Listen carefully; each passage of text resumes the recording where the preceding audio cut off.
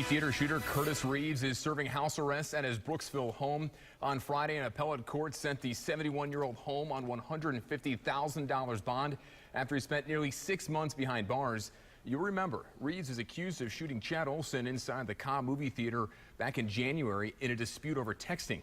Our Cameron Polam spoke with neighbors today about his release. While he is free, the judge put him under strict guidelines, allowing him only to leave the house for church, doctor's appointments, and trips to the supermarket. As for his neighbors, they had mixed emotions regarding his return to the neighborhood. He seemed like a nice and normal guy. Austin White and his family live just a few doors down from Curtis Reeves.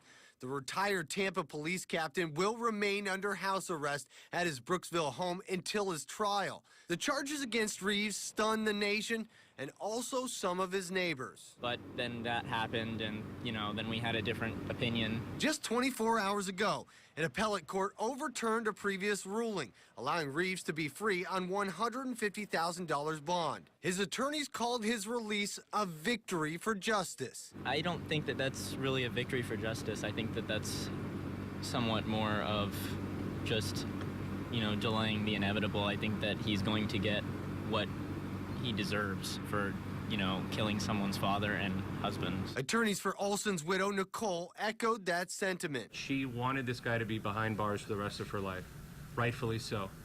And now, this man who ripped a family apart and tore them to pieces is now able to be home in his own bed, see his family. But not everyone feels that way. We also spoke with Reeves' next-door neighbor who tells us he never felt Reeves was a danger to the community and expected him to bond out before this, reserving judgment until all the facts are laid out in court. This surveillance video shows Reeves and Olson on the night of the shooting, but Reeves' attorneys say he acted in self-defense after the two men got in an argument over texting. As for White, while his opinion of his neighbor may have changed, he doesn't feel like he's a threat. I feel safe. I don't know. The neighborhood's a pretty safe place, but I just think that maybe that may have been a result of him snapping and he wasn't really in his right mind.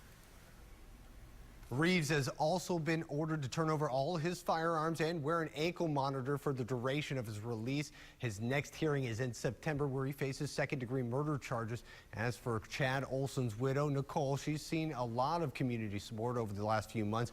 Numerous fundraisers have been held for her and the couple's young daughter. Serena? Thank you, Cam.